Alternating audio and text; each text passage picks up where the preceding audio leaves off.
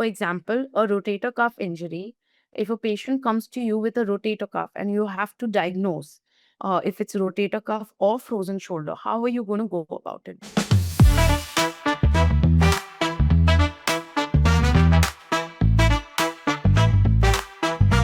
Okay.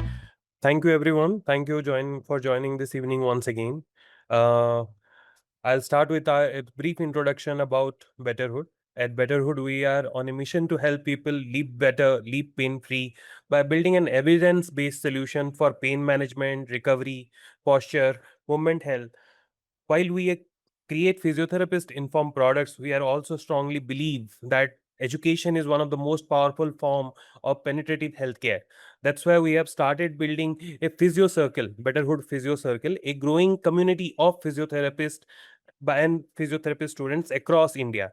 Our goal is to create a platform where clinicians can learn from experts, build their professional presence through SEO optimized digital profiles, collaborate on awareness content, participate in clinical discussion, and stay connected with the latest development that is happening around musculoskeletal health. Today's webinar is another step forward in that mission. So, without further ado, I would like to introduce Dr. Avantika, who will be taking today's session. First of all, thank you, Dr. Avantika, for taking your time out and hosting this session for our Betterhood Physio Circle community. So, Dr. Avantika is a musculoskeletal physiotherapist with over 15 years of experience, and she also holds a master's in musculoskeletal science from United States. Over the years, she had helped countless patients recover from conditions such as lower back pain, cervical spondylitis, frozen shoulder, arthritis, sports injuries, right? Beyond clinical practice, Dr. Avantika has also contributed in the community health through her work at Parkinson's and movement disorder societies, where she has been actively involved in awareness and movement health initiatives. Today, she will be speaking on a topic that many clinicians encounter in everyday practice, frozen shoulder.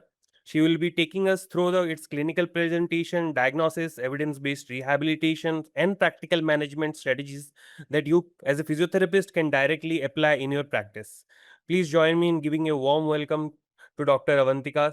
We are delighted to have you us with today this evening.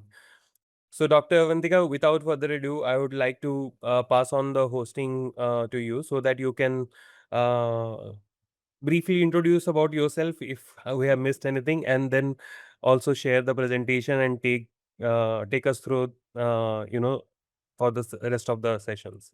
I'll just Thank you. Thank you so much, Siddhan, for a lovely introduction. I think you have covered everything. You haven't missed anything. Um, I think we should get started with the presentation. So I'm just give me a few minutes. Okay. Okay. Am I visible? Like the presentation is visible. Siddhan, can you help me with that? yes, your presentation is visible. Okay. Okay. Good evening, everybody. Let's begin with our topic for the day, which is frozen shoulder. I'm sure a lot of clinicians who are present here, physiotherapists, experience a lot of patients coming to them with frozen shoulder. They see many cases regarding frozen shoulder. Okay, so let's begin. Okay. What we'll cover today, we are going to understand what frozen shoulder is, what are the four stages and how we deal with the four stages, causes, risk factors, and diagnosis, impairments, and few patient experiences, which is very important to understand. A treatment overview, medical treatment overview, and a physiotherapy treatment overview or protocol that we generally follow in terms of frozen shoulder. Okay. Understanding what is frozen shoulder. It is also known as adhesive capsulitis, a condition where our connective tissue, which surrounds the shoulder joint, it becomes inflamed, thickened, and very tight. The result is that the capsule loses its normal stretch. There is progressive, often severe pain, which is marked both restriction of both active and passive shoulder movements. Now, one quick question, quick information regarding frozen shoulder is that why is it called adhesive capsulitis? There is a reason, because when we do a radiographic image, it appears like additions on the glenohumeral joint. Now, there can be two reasons. There are primary and secondary causes for frozen shoulder. It can arise with, sometimes there is no trigger, it's just primary or idiopathic. There is no reason for having a frozen shoulder. The the secondary one is following an injury, surgery, or sometimes prolonged immobilization. For example, um, um, if a patient who's plus 50 is diabetic and has a fracture, for example, of the elbow joint, so your shoulder is immobilized for at least 6 to 8 weeks. This this causes sometimes, so after the elbow is healed, but there can, because of prolonged immobilization, it can lead to frozen shoulder or adhesive capsulitis. Generally, it's affected 2 to 5% of the population, mostly among prevalence among patients with premorbid com- conditions like diabetes or hypertension, thyroid, a lot of causes. The next is the typical range of the ages between 40 to 65, and it's seen more in women than men, and women experience it more after menopause or when they are going towards menopause. Now, coming towards the four stages of frozen shoulder. Okay, so frozen shoulder is divided into four stages. One is a pre-freezing phase, which is generally not mentioned in your textbooks. Like when we study frozen shoulder, there are just three phases. But pre-freezing is basically when the patient starts feeling symptoms. Like, for example, the first symptom or the complaint is always going to be pain on the shoulder, especially when the patient is sleeping or notices pain as soon as he goes to bed at night and has the sleep he has a sleep disturbed because of the ongoing pain. He's not able to understand that what exactly, maybe he thinks, maybe he or she thinks maybe he's overworked with that arm, or used or stretched or exercised more, but this is one it's leading towards frozen shoulder. The next is the freezing state, which is where our main pathology of frozen shoulder or adhesive capsulitis begins. Freezing, it lasts from 3 to 9 months. There is pain peaks and it dominates their life. There is range of motion, it drops sharply, affecting our daily living. The next stage is frozen, which is 9 to 12 months, and the pain begins to ease, but there is significant stiffness which is seen around the capsule of the glenohumeral joint.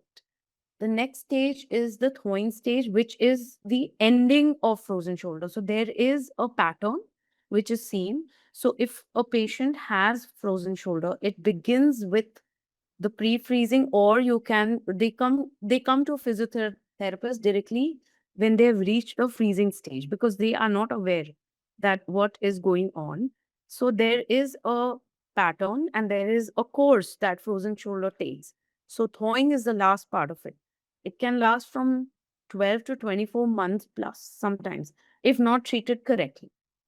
During the thawing pain, there is no pain, but there is uh, limited range of motion, or you can say they are not able, they have adapted around the the range of motion that is available. They have adapted the daily livings with it.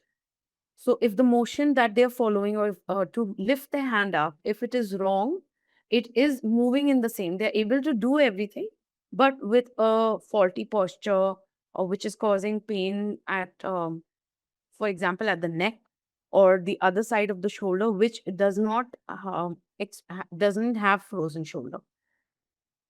So coming to the next, which is, so the total clinical course commonly spans between 1 to 3 years. It can vary. The timeline varies. Some patients are very focused on getting it right and getting the correct treatment. Some patients do not follow through to till the end. They are once the pain reduces and they start feeling better, they start ignoring the routine or the exercise routines, which doesn't get back, which doesn't allow the joint to get back to its original range of motion, or how we for it to come back to its daily activities. Okay. Who is most likely to develop it?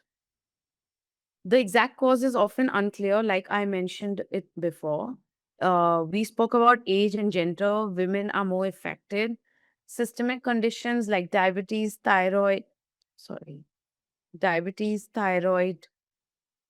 It's also seen one condition where you can see frozen shoulder is Parkinson's disease or stroke, because in Parkinson's, the patient is doing all the necessary movements, but there are phases where the patient is in in the freezing stage, not this freezing, not the frozen shoulder, but itself it has a phase called freezing where their body is very restricted. There is not much movement. So one of the common causes for that in Parkinson's is frozen shoulder. Like you see that quite a lot in Parkinson patients.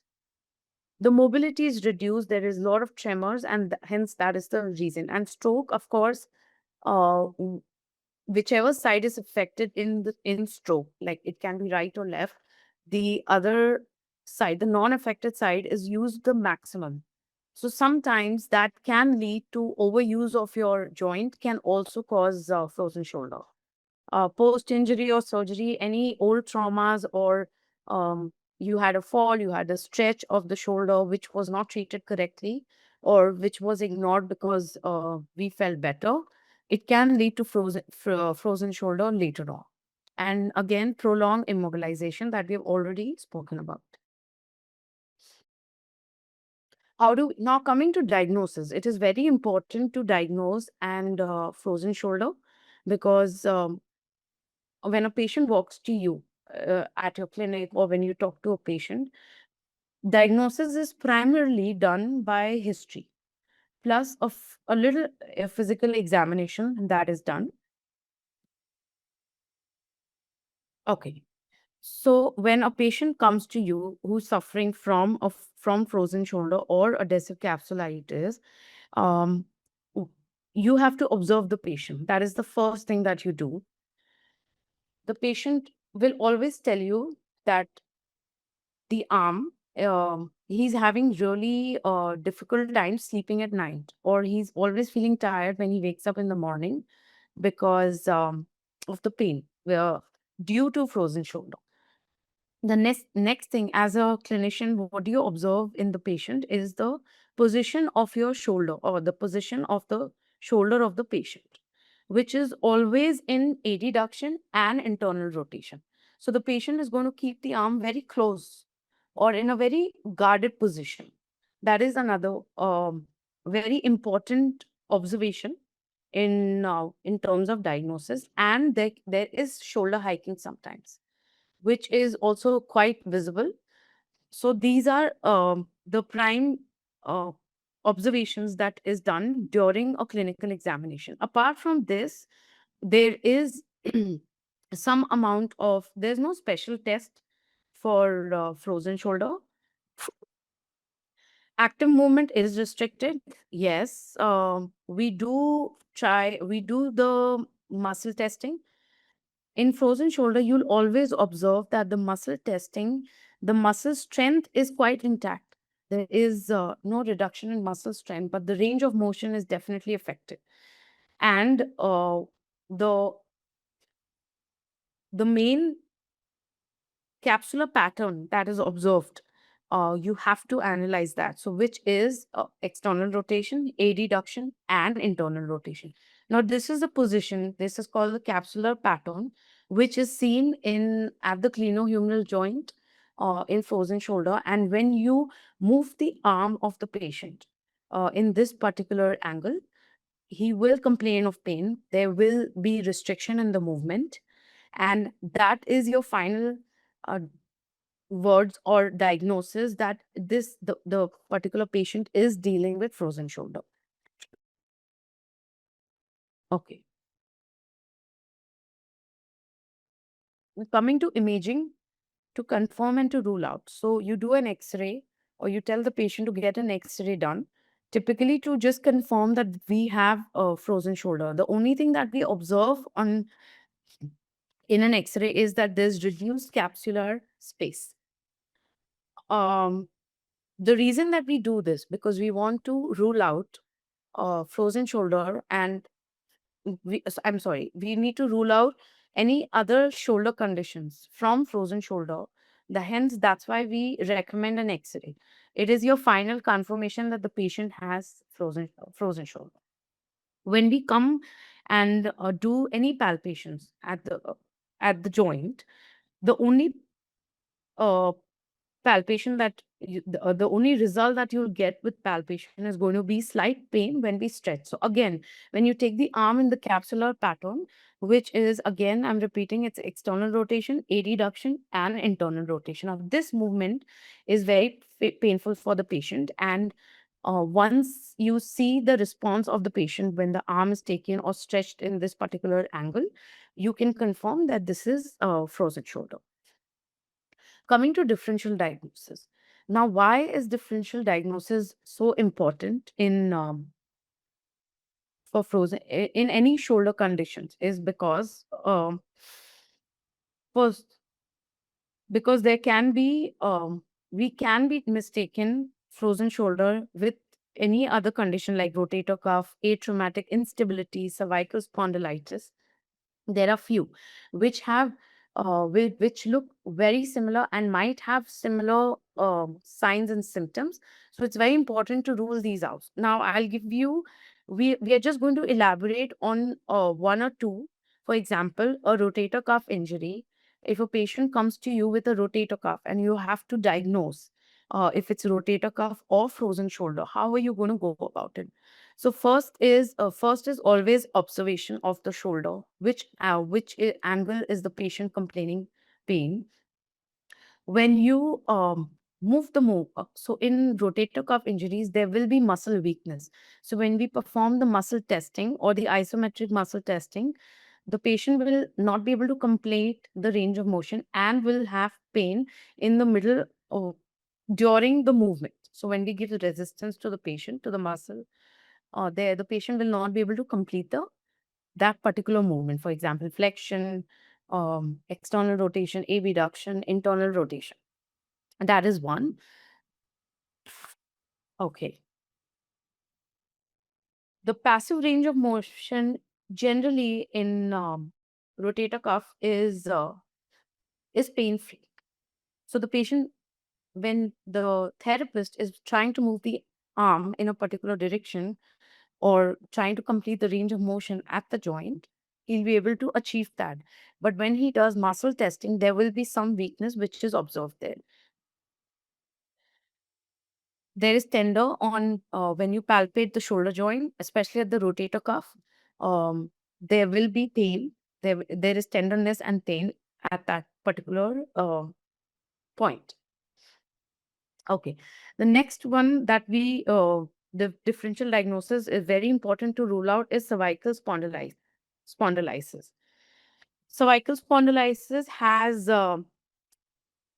first, it is acute and chronic. There's limited range of motion. There can be the myotomes can be affected or may be affected.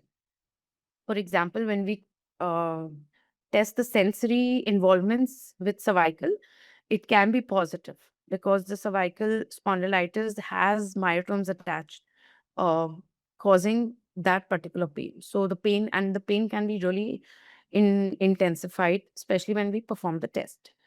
There and one test, the X-ray, the diagnostic test, you see narrowing of osteophytes, which is not seen in frozen shoulder. So that can confirm that the patient has frozen shoulder and does not have cervical spondylitis. So there are many other conditions that needs to be ruled out, but these are just two that we have spoken about.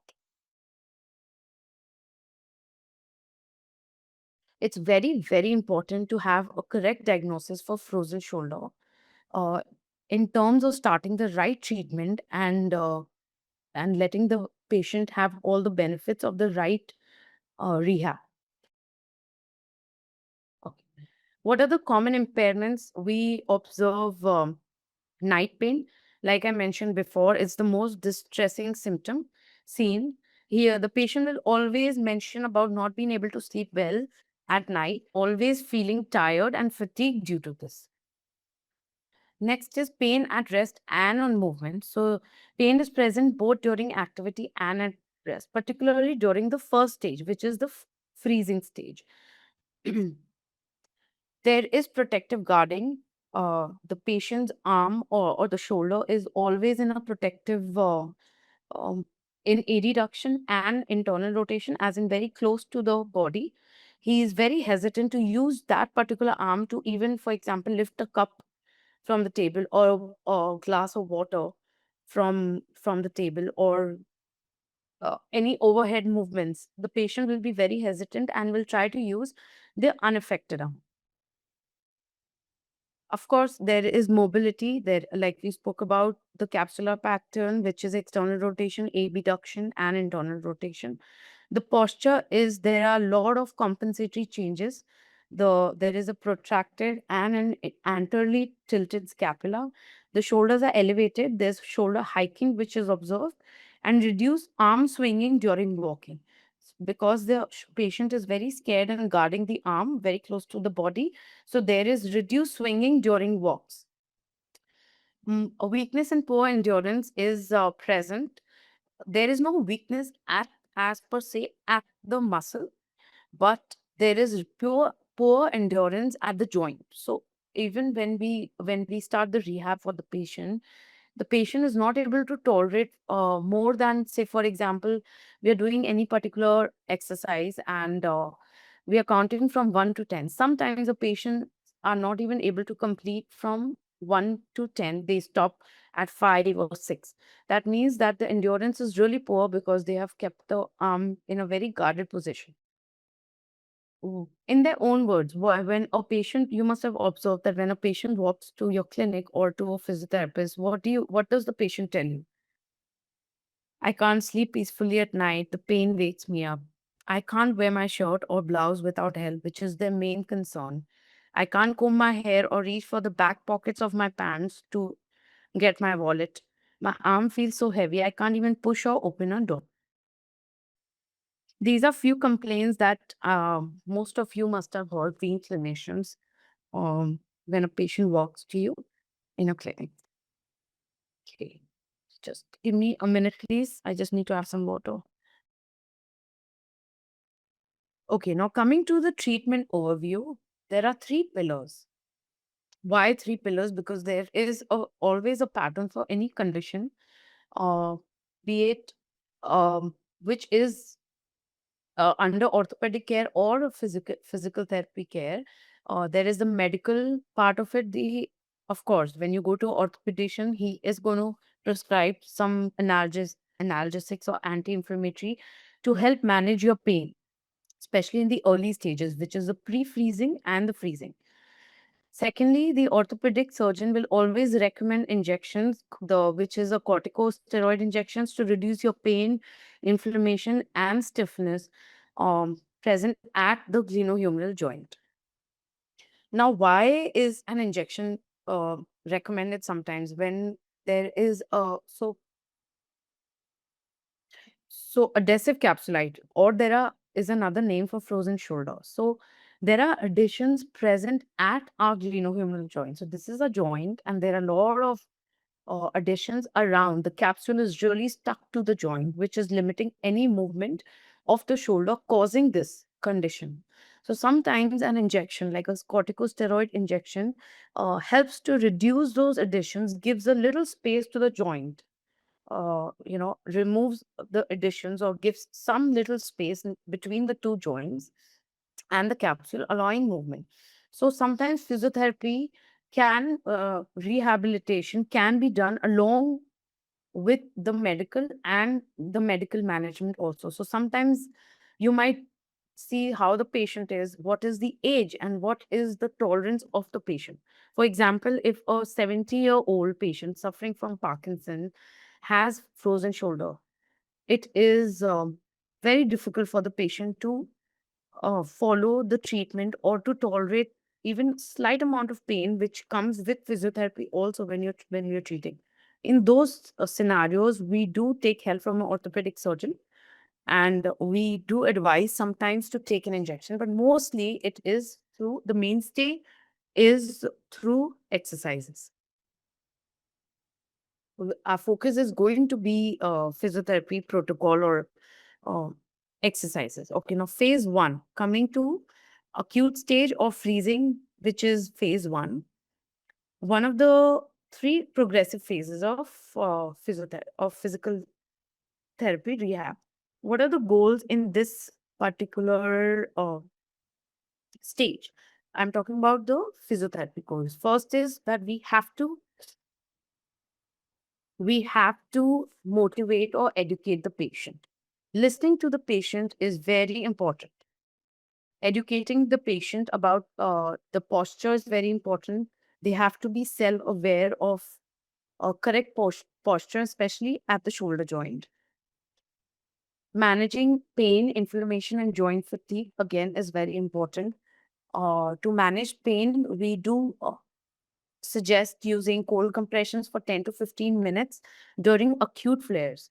At this phase, we don't recommend using heat, but sometimes, depending again on the age of the patient, they don't like cold compression. So that's when we go in for hot packs. Uh, Joint protection, of course, avoid positions or movements that stress our healing capsule. Active range of motion is recommended by the therapist to the patient within pain-free movements or limits. Why is this important? The active range of motion is, if a patient walks to you, you do your treatments, you do slight movements apart from the pain management that you're doing. There is some pain movement, increased movement or better movement at the joint.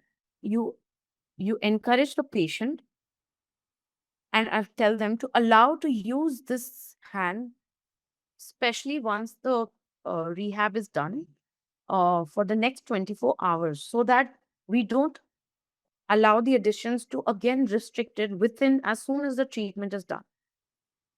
In high irritability causes, we do pain modalities like ultrasound, TENS, or IFT along with cold therapy.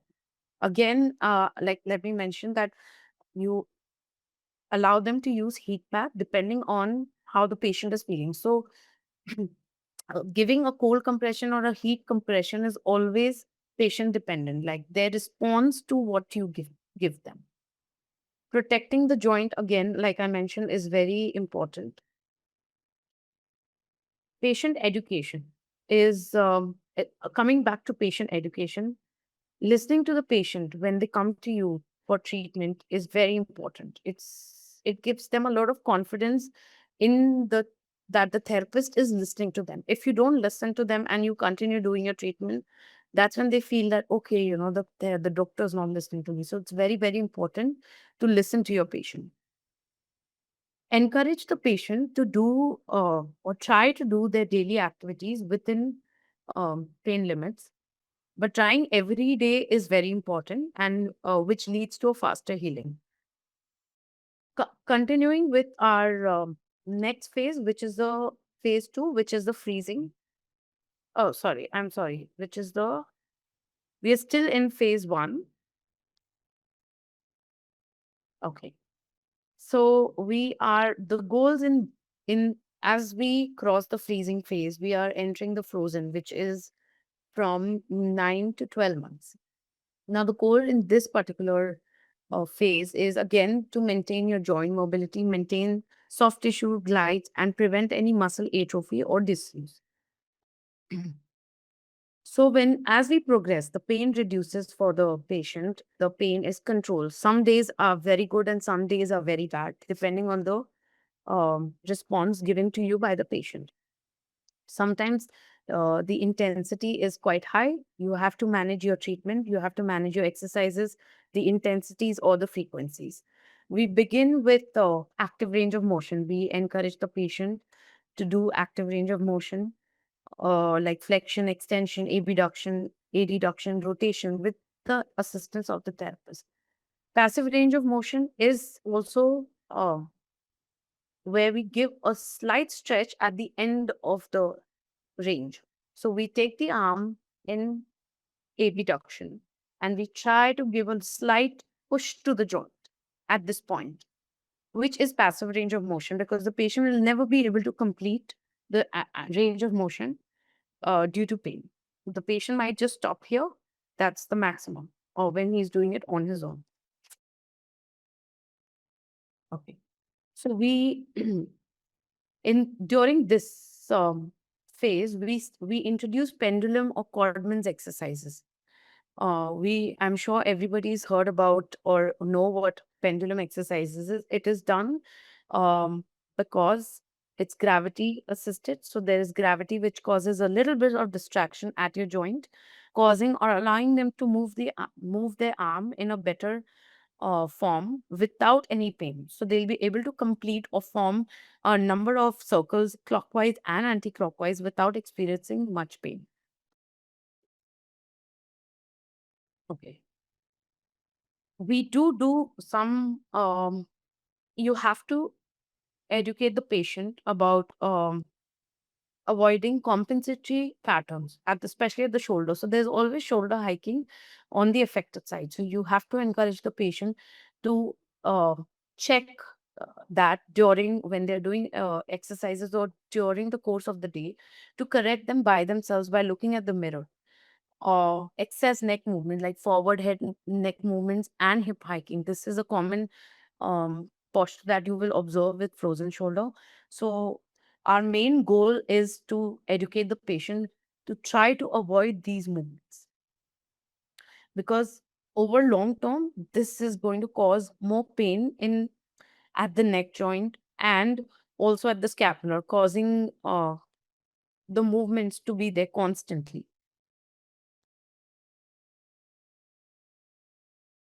When we do any exercises at this time, for example, Codman's exercises, or we start with mobilization, which is grade 1 and 2, it has to be in pain-free range and the sensitivity, which is um, told to you by the patient. So you have to see patient sensitivity at that point when you're giving the mobilizations. Some patients are able to tolerate a little bit more than the others. We do joint distraction, especially post our exercises, because sometimes, most of the times, distraction reduces the pain at the joint and it allows the patient to feel much better. But once your treatment is over, we have to, or the patient has to monitor the pain for at least next 2 to 3 hours. The pain should not be more compared to before we give distraction or mobilization. It has to be reduced. The pain should be reduced post mobilization. If not, the next time the patient comes to you, you adjust the intensity according to the patient.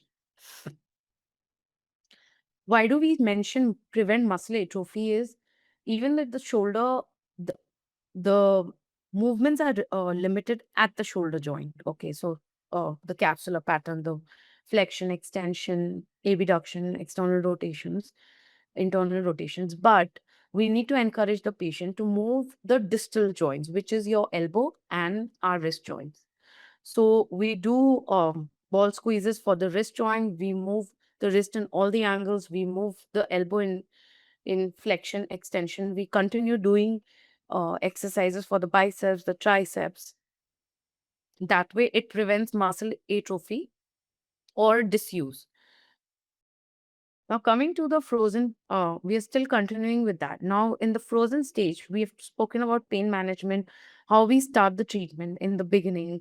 A few weeks is what is the treatment that is in the previous slide. Now, coming to the strength and stretch. Now, this is very important because we start this particular protocol for exercise only once there is slight reduction in the pain. The patient has more confidence in the therapist.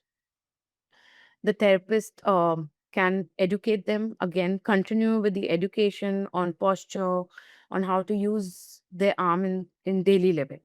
Now, the goals for this particular for strength and stretch are going to be your joint mobilization, stretching. You're going to build your muscular support, and of course, like I mentioned, protect your distal joints, which is your wrist and your elbow. So we start with capsular stretching of the shoulder. So we start with active range of motion. We do active assisted range of motion and passive range of motion.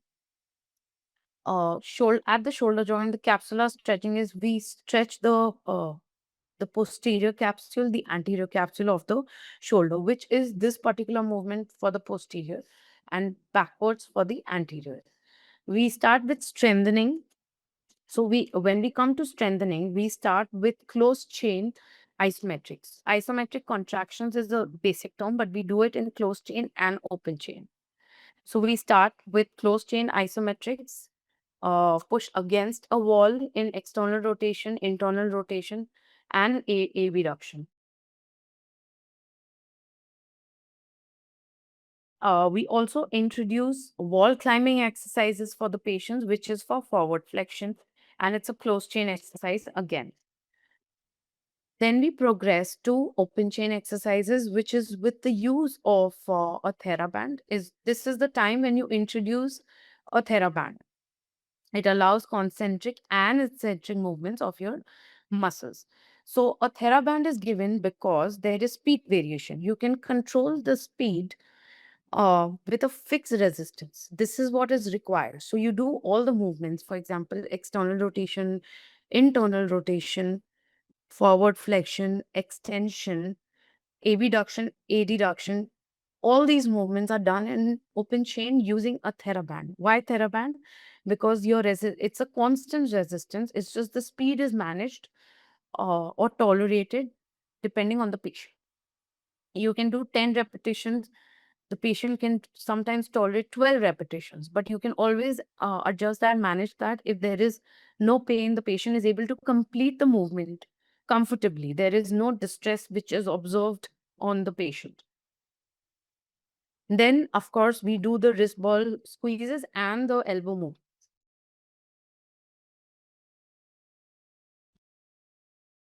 Also, start with scapular stabilizers, which is doing scapular movement of the scapular muscles, which we are going to come in just a bit.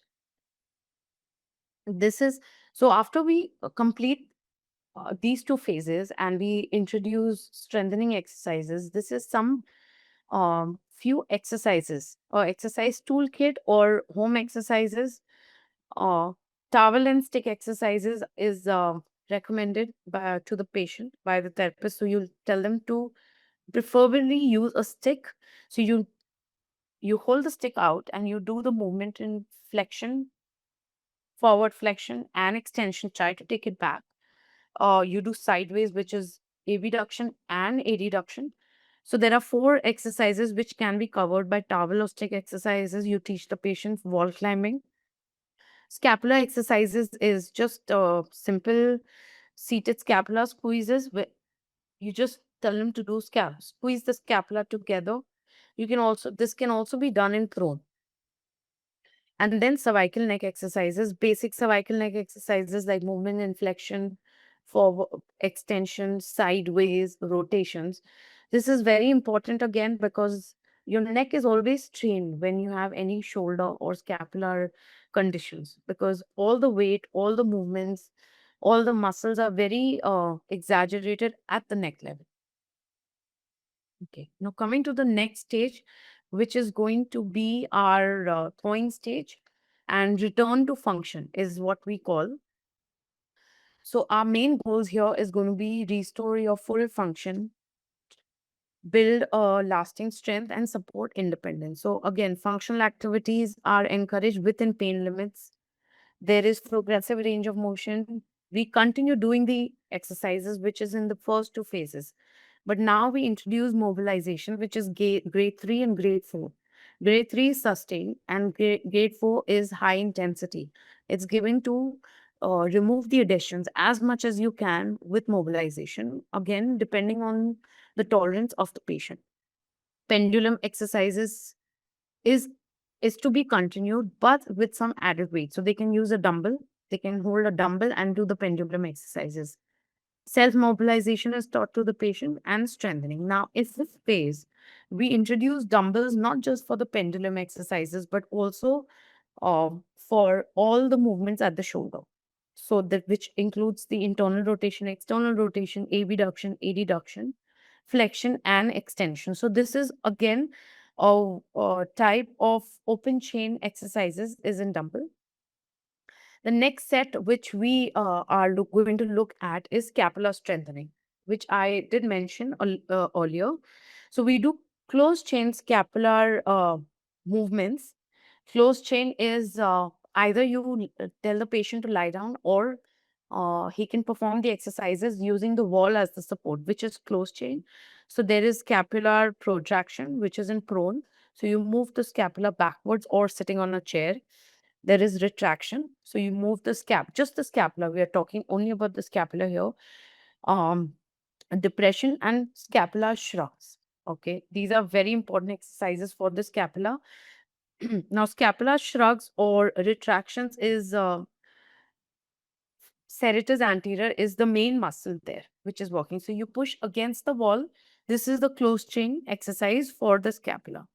Then we move to open chain in the same routine as the shoulder. So again, you start doing the scapular exercises in open chain using a dumbbell or a TheraBand for the beginning. Deltoid strengthening with dumbbells using forward flexion is very important for the shoulder. Okay, now this is our basic the stage where there is no pain or less pain. The patient is doing much better now by this phase and is ready to return to function. That means the daily activities. So return to daily activities.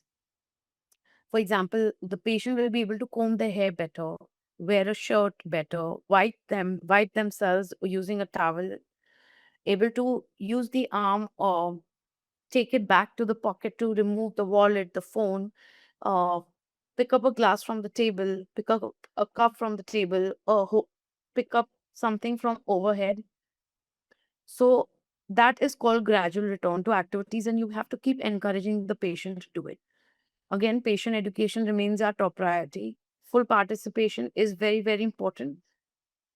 And we do continue our mobilization, but we reduce our mobilization techniques as the patient is doing better. Now, full participation for daily or recreational activities, what does this mean?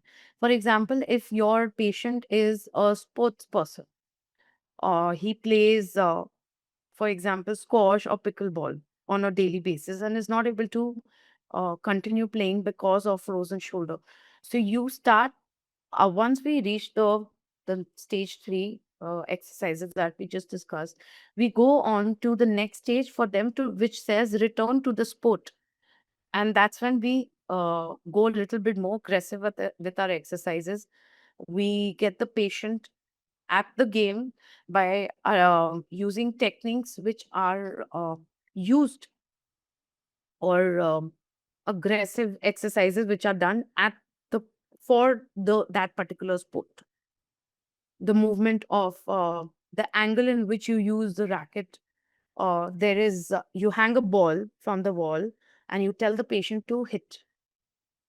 So basically, there's a lot of agility exercises that are done post this phase. Only if the patient wants to return to that.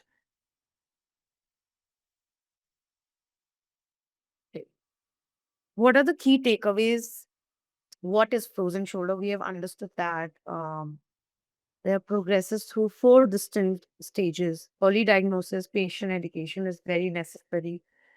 The physiotherapy is the cornerstone of recovery, definitely. Progress the exercise intensity, which is based on patient's response, not a fixed calendar. It cannot be fixed for any patient.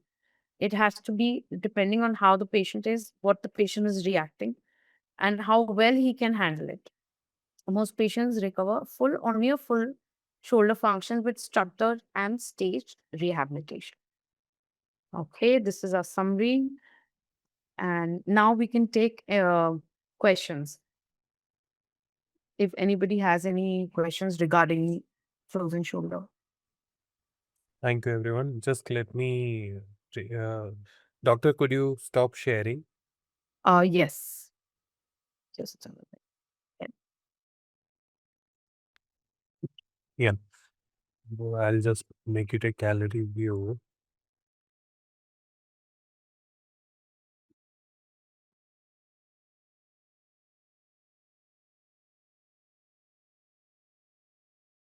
Yeah. So we have two questions in the chat. We'll start with Dr. Amisha's first. Uh, Ma'am, please, could you tell us about self-mobilization technique? Yes.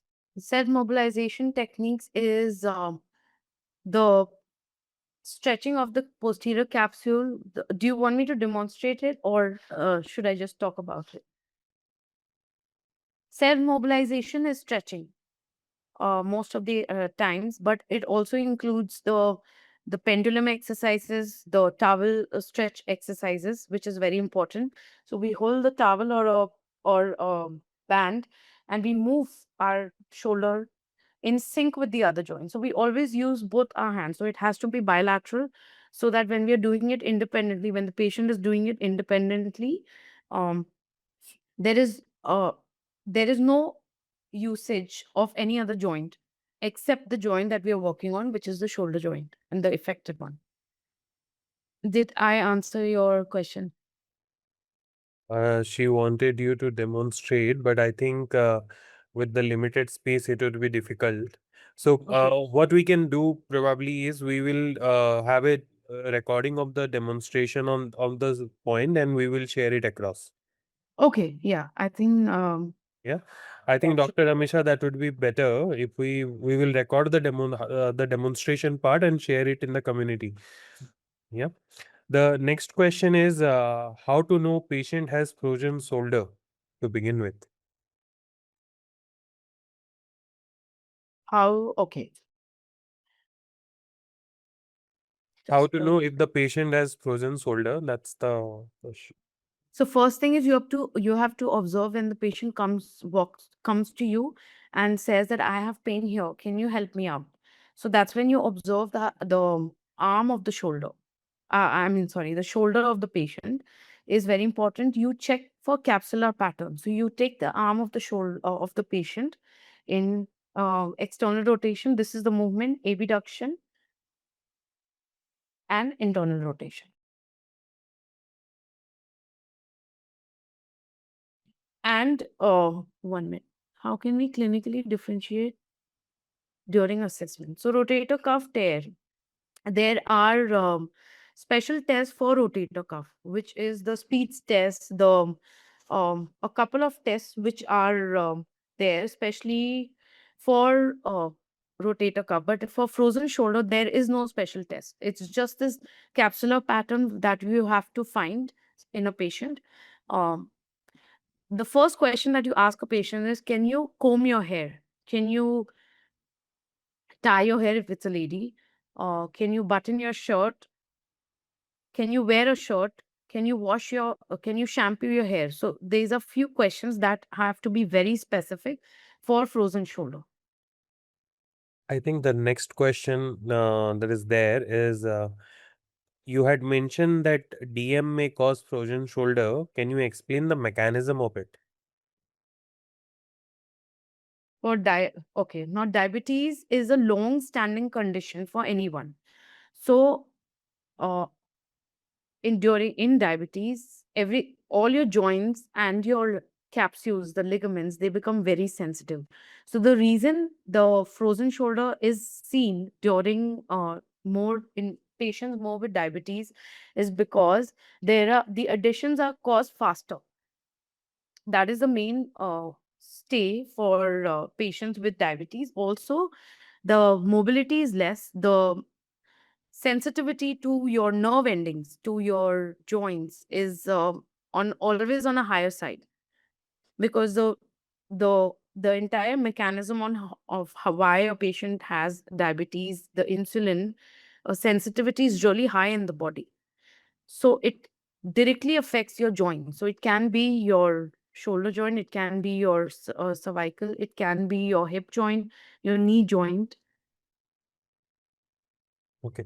So Uh, Dr. Tahira has requested for Spencer technique demonstration, but Dr. Tahira, we will not be able to we'll do do the that. Yeah, demonstration we now. can't, but we can make the video and we can Share it share with it me. across. Correct. Yes. Yeah, but her next question is it helpful for, in the frozen shoulder? Yes, it is some in some ways, but I'll have to posture exactly as you described. She has taken the 14, but she has also scapular disc kinesia. Okay, so I think you are reading out Dr. Hetal's Yes, question. yes, yes, yes, So the question is, I have one patient who has posture yes, exactly as you described. She has taken 14th sessions, but still her pain is not reduced. She has also scapular dyskinesia. Her yes. range of This ER kinesia. of the shoulder are restricted. Please guide me. How can I reduce her pain mainly, and how can I correct her scapular position? So first thing is, Dr. Hetal, you have to focus on her pain. Even though if it's the 14th session, stop doing the modalities because they are probably not helping her anymore. It's not helping. The modalities are not probably helping. What you can do is you can use grade 1, grade 2 mobilization. It's a hit and trial sometimes with patients when it's not, and maybe the patient is a little bit more sensitive to pain. Uh, they uh, they have they feel that the pain is not going, and do the towel stretches, do the pendulum exercises, which is in distraction, do towel stretch and towel exercises and wall climbing exercises. Grade 1 and grade 2 mobilization, mobilize the scapula, only the scapula at that point. This will reduce the pain at the scapular region, allowing a little bit more mobility to the shoulder and reducing the pain. So just try this, and if it doesn't happen, then we can work on something else. Next question is why patient getting pain below deltoid in frozen shoulder? Because that muscle is used more, because your external rotation, abduction, and internal rotation are restricted. So for forward flexing, you have to use your deltoid more. So there is overuse of other muscles also to compensate for the muscles which are not being used. Did I answer? Okay. With the since that we are getting a lot of questions, we may or may not able to answer all the questions right now because of the time limit. But we will note down all the questions. We will share it with Dr. Avantika, and we will try to get as many questions answered and share it in the community. So if you are part of the community, look out there. We will be sharing a probably Q&A document, which will help you. Okay. I would like to answer one question. Sure, please. Uh, I don't know the name, but it's X2. Ma'am, why is external rotation the first and most restricted movement in frozen shoulder? Is because it is there are similar muscles which are involved in frozen shoulder and rotator cuff, because there are just four main muscles at the shoulder which manage all these movements. So that's why abduction is still easier, but external rotation is always affected in most of the conditions of the shoulder. Even in rotator cuff, there will be more pain when you're doing external rotation than um, abduction and then internal rotation. Did that is that good? Hello. Oh, Yeah, I okay. think We can just take down all the questions and we can answer that again. okay. Do you want to take the latest one? Mulligan mobilization. Can we give Mulligan mobilization in phase 3? Yes, we can. We can. We can go aggressive in phase three if your patient is if your patient is able to tolerate, and obviously have to see how your patient is. What's the age of the patient is very important. In the end stage of rehab, which ROM is fully restored patient still complains about end range pain. Why is that? Is it because of capsule tightness or strength issues? What to Capsule do for tightness. end range mild You pain? have to do hold, relax, contract, relax. At the end ranges is how you will. It's always the capsule tightness, especially with end range movement, and you have to encourage more movement there. Okay, this is another question. Already frozen shoulder has thawing stage where graduate healing occurs. Then what is the importance of treatment from initial stage? So during the thawing stage will never have as much pain as the first stage, the initial stage. So it's very important. And why? How do we manage pain? We cannot just manage pain by giving, like for example, if the patient has entered the first phase and it's going on for 3 4 months, you can't just keep giving modalities. You can't just keep giving ultrasound, IFT tens. So you have to do some form of exercise along with the pain management, because if we just keep treating the pain, which is very temporary, and let the patient come back tomorrow, that it's okay, the pain will go today, tomorrow I'll give you more modalities, the pain will go again, it'll be fine. And you don't do movement, so it's like as good as not doing any therapy during the entire phase of frozen shoulder, and it'll eventually frozen shoulder uh, gets resolved by itself. Like once you're in the thawing stage, you'll be able to, but the changes that it'll cause to our body, it cannot be corrected at that stage. It as in it can be, but it'll be like you'll be doing a little bit more hard work than what it is from the beginning. So that's why it's called rehab. Okay, do you want to take further question, doctor? Well, we Uh, can. I There I are. think we can take it down, and we can respond at a later time. Sure. Uh, Thank you, everyone. I mean, I'm pretty Thank sure there you. would be Thank you so much. there would be lot many questions that you might have. But please, I mean, we have the chat. We will be downloading the chat and we will note down the questions and share. In the meantime, if you still have any questions that you would like to, so what you can do is, you can go back to the community where we have sent the Zoom link, and you can just there is an option to reply. So you can reply to that Zoom message with your question, and we will get it answered. But thank you so much, everyone. Thank you so much. Thank Thank, you. thank you so much, doctor. We'll Thank you. end Thank it you. here. Thank you for this great chance. Thank you. Thank you. Thank you. Okay. Good night. Thank you.